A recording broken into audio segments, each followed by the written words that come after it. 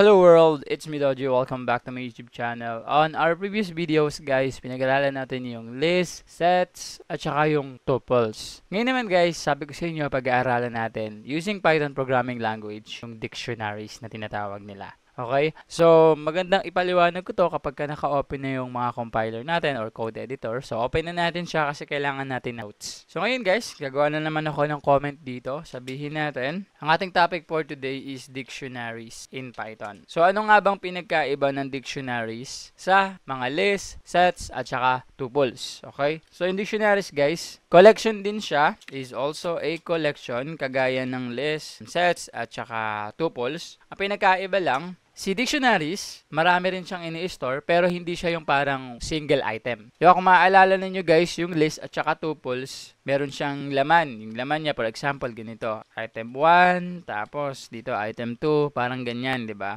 Ngayon guys, ang pinagkaiba, si dictionary, hindi siya ganyan, okay? Nag-i-store din siya ng maraming data, pero not in that manner. Papaano? In-store niya yung data gamit yung key value pairs. Okay? Ganito yan guys, papaliwanag ko sa inyo kung paano yung key value pairs. Yung key value guys, ibig sabihin nun, para siyang single variable na naka-initialize. Okay? Pag sinabing initialize, kumbaga meron ng value. Parang ganito. Para maintindihan ninyo, sisimulan ko na agad gumawa ng isang dictionary para makita ninyo agad ito pala yung key value pair. Pair yun gaya, pairs, okay? Yung pair na yon consist siya ng dalawang bagay, key at saka value. Kumbaga parang yung variable and yung kanyang value. Ganito siya. So for example, gagawa ako dito ng student na variable. Kumbaga ito yung pangalan ng dictionary natin. Equals, ano yung value ng student na yun yung pangalan ng dictionary na gagawin ko. So, para siyang si set, ang gamit niya din is curly braces. Okay? Hindi box brackets, hindi parentheses, kundi curly braces. Sa loob ng curly braces, guys, dito natin ilalagay yung tinatawag natin na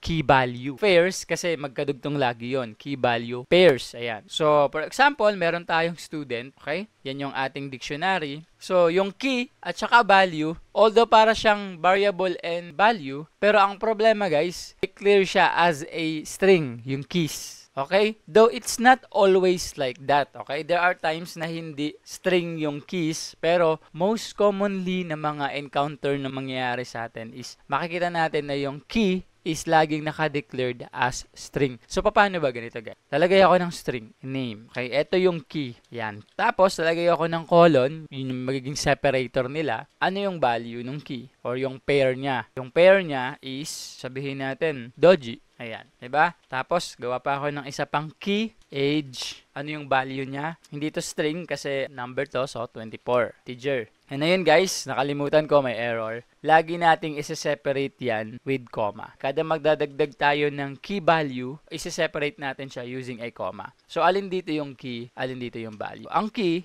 yung nasa left side. Ito yung mga keys. Ayan, key. Okay? Tapos, ito naman yung mga value. Ngayon, ano yung pairs? Kasi lagi sila magkasama, kaya tinawag sila na pair. Okay? Key value pairs. Yan. Ngayon, pwede tayo maglagay ng maraming key value pairs sa isang dictionary. Example, dito naman sabihin natin yung hobby ni Doji. So, lagay tayo ng colon. Tapos, sabihin natin dito, coding. Ayan, magkaka-error tayo dyan kapag walang comma. So, kailangan meron laging comma as a separator. Okay? So, para lang siyang kung titignan mo siya, para ka lang nag-declare ng variable tas may value. Pero, naka-key value siya. Kumbaga, yung parang variable mo, naka-data types, okay? Kung string yon, lalagyan mo ng double quote. Ganun na mangyayari, guys. Okay? So, as you can see, ito guys, itong kabuuan na to, dictionary to. Kung makikita ninyo, nagsasave din siya ng maraming element. Ang problema lang, hindi yung isa-isa. Kagaya ng mga list, sets, tsaka tuples, diba? Dito guys, pair. Laging pair. So, ano yung mga real-life use cases nito guys? So, for example, sabihin natin, yung parang contacts, diba? Contact number. May pangalan, may number. So, pag gumawa ka ng mga applications like mga phone application, social media, ganun. Database. Actually, mas gamit to sa database. Kasi yung student, yung mga details niya, pwede mong i-store sa isang element lang, which is dictionary. Nakuha ninyo, kunyari, meron kang database about students, okay? And then, maraming members. So, hindi lang lang naman name lang yung sinasave mo. Kung name lang, pwede yung mga list, sets, tuples.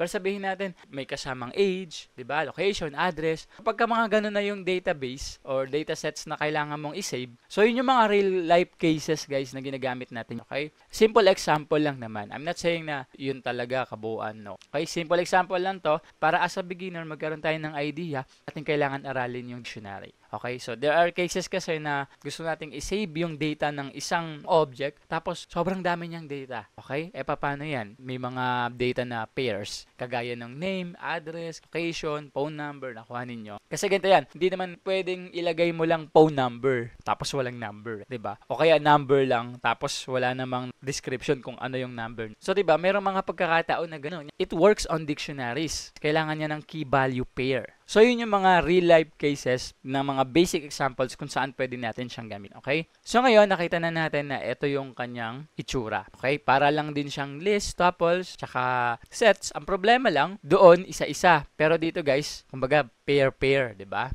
Kung meron kang name dyan, dapat meron siyang value. Kung meron kang key, dapat merong value. Okay? So, ngayon na nakita na natin yung itsura ni key value pair, ang tanong, paano natin yan ma-access? Okay? For example, sa printing lang, print natin. Paano natin ma-access yung mga value? Kunyari, ito, meron tayong dictionary dito. Tapos, gusto natin malaman yung mga details inside. So, yung accessing, ganito lang siya ginagawa, guys. Okay? Type nyo lang sa loob ng print function yung pangalan ng ating dictionary. Tapos, box brackets. Kumbaga, para siyang nag-i-indexing. Pero, hindi siya index kasi hindi naman siya sunod-sunod. Kumbaga, pair-pair siya. Okay, pinapakita ko lang na kapag mag-a-access kayo ng mga value or information sa loob ng dictionary, ang gagamitin ninyo is box bracket. Tapos, ipiprint ninyo dito guys yung key. Okay, eto, key. Yan. Para makuha ninyo yung value. Okay? So, for example, kunin natin yung name. Student name. Parang ganon. So, guys, may error tayo kasi hindi naman siya variable. Nakalagay dito, diba? So, lalagyan natin yan. Again, parang ganito lang din mismo ng string. Okay? So, gagawin natin siyang string. Yan. So, ngayon, ang ginagawa natin dito is gusto natin ma-print yung student name. Ina-access natin yung student name sa loob ng dictionary. Pag nira natin to, dapat makukuha natin yung doji. Ayan, guys, nakuha ninyo. Guys, sa tingin ninyo, deserve ba ng channel na to na subscribe? Kung oo, please guys, click the subscribe button. Goal ko kasi na mag-grow yung channel na to at ang community natin. And in return guys, habang nag-grow yung channel natin is lalo akong namomotivate na gumawa pa ng mas marami pang tutorial at pagbutihin pa yung effort to share and i-deliver yung mga technical knowledges in a simple yet informative ways. And sana natutulungan ka ng mga tutorials na to. Let's go back to the video. Nakuha natin yung doji. So palitan nga natin, puro na lang doji. Ako na lang lagi bida dyan. Si Jenny naman. Oh, Jenny, sige. Hiran natin, dapat makuha natin yung pangalan ni Jenny. Okay, nakuha ninyo guys, ganyan. Ngayon guys, pwede pa tayong maggawa pa ng isang print function. Kunin naman natin yung kanyang age. So, iraran natin. Ay, makita ninyo, 24. Kuha ninyo guys. So, ganyan yung access. Kumbaga, paano mo i-access yung mga value sa loob ng dictionary. Dapat alam mo yung key. Okay. Ngayon, lagi siyang dalawa. Kaya siya tinawag na key value pair. So ngayon guys, I want you to understand na itong dictionary, siya ay mutable. Okay, alam niyo naman pag sinabing mutable, di ba yung parang feelings ng kaklase mo nagbabago. Okay, lagay natin dito parang feelings nagbabago. Okay, mutable. Kumbaga pwede mag-remove, pwede ka update. So for example, update natin yung pangalan ni Jenny. Palitan natin. Paano? So ganito lang guys, mag-update ng value sa loob ng ating dictionary. So i-retain ko na yung print natin para hindi na natin dito type ulit. So ngayon guys, yung gagawin mo, ay may mention mo lang dito yung pangalan ng dictionary, which is yung student. Yan, okay? Tapos maglagay ka ng box brackets. Lagay mo sa loob kung ano yung gusto mong tukuyin or palitan, which is yung pangalan. Tapos labas ka ng box brackets, maglalagay ka ng equals. Kumbaga reassign. Palitan natin. Sabihin natin, Jayem. Ayan. May error tayo kasi kailangan strings din. Siyempre, pangalan niya. So, ngayon, sa loob ng dictionary natin, Jenny yung pangalan. Pero, in-update ko siya into Jayem dito sa baba. So, pag niran natin yan, guys, as you can see, nagpalit na yung pangalan. Nakuha ninyo. So, ganun lang siya ina-update. So, pwede mo rin palitan yung age. It's the same thing.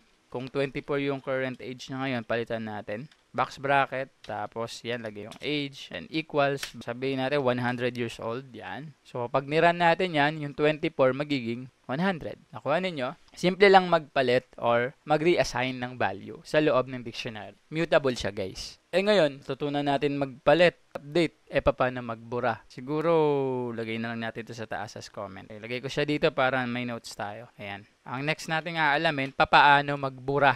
Paano magbura ng value. Ganito yan, guys. Type mo lang yung delete. Ayan, delete. Tapos type mo yung pangalan ng dictionary, brackets. Parang ganun lang din. Burahin natin yung hobby. Kabura ko ng hobby, buburahin ko muna tong mga print natin. Okay, para isang pasada. Buburahin ko rin to. Guys, alam ko yung struggle nung nag-aaral sa YouTube It's hard yung post, backward, forward kasi kailangan mong mag-notes or kailangan mo subukan yung code. Kaya napakahalaga guys na meron kang copy ng notes. Kaya naman guys, gumawa ako ng PDF notes kung saan dun ko nilagay yung mga topics ko dito sa mga videos na to. In fact, yun yung ginagamit kong reference. Though hindi siya script guys, talagang notes siya about the topics. Mas informative siya, mas simple, mas malinaw at mas madali siyang aralin kasi nga notes na siya so hindi ka nag-backward, forward post kasi nakikita mo na doon, pwede mong i-copy yung mga code doon. Kung interesado ka magkaroon ng copy guys, andyan yung link sa description sa baba. Yan. So dito guys, dinidelete natin yung hobby dun sa loob ng dictionary na student. Pag pinrint natin yung student, magdi-display lahat to pero dapat wala na yung hobby. Sige nga, ayan, nakuha ninyo yung name niya, Jenny, yung age niya 24, hanggang dun lang. Kahit may hobby dito sa loob, pero pagdating kasi dito, binura natin. So, hindi na siya nasama sa print. Okay? Ganyan lang mag-delete ang hobby, di ba? So, mutable talaga. Pwedeng palitan, okay? Pwedeng magbago. So, ganyan lang naman kasimple yung dictionary, guys. Actually, babalikan natin tong mga type 2 or version 2 nitong mga data types na to. Kasi yung una, diba, is yung integer, float, string, boolean yung tinuro ko sa inyo. Gusto ko lang ma-stretch muna tayo kasi inisip ko, diba, kung wala tayong prior knowledge, overwhelming pagka ito agad. So, ngayon na naintindihan na natin to,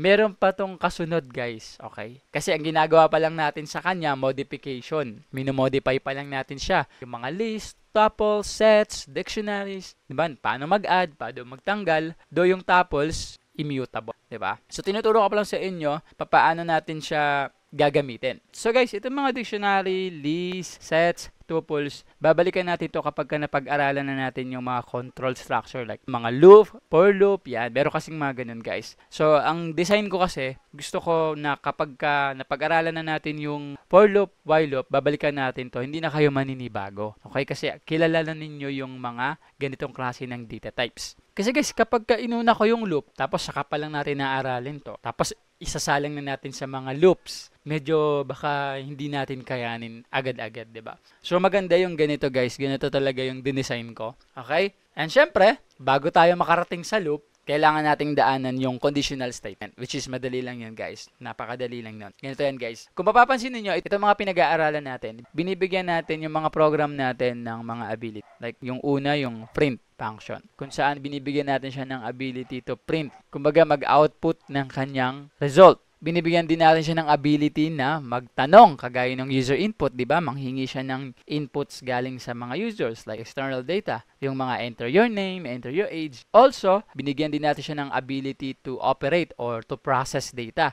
yung mga arithmetic operators. And also, binigyan din natin siya ng ability to compare, 'di ba? Yung mga comparison and logical operators, nagko-compare siya ng mga value. And sa conditional statement, guys, bibigyan na ngayon natin siya ng ability to decide. Yan, mas maganda yan. So, unti-unti, makakagawa tayo ng matalinong program that can do a specific task depende kung gusto nating ipagawa sa kanya. So, napakaganda na alamin ninyo from the start, sundan ninyo tong series of tutorials na to kung gusto ninyo matuto mag-coding and programming. So, this will lay down all the bases, okay, and the basics. So, without further ado, guys, proceed na tayo sa next tutorial natin.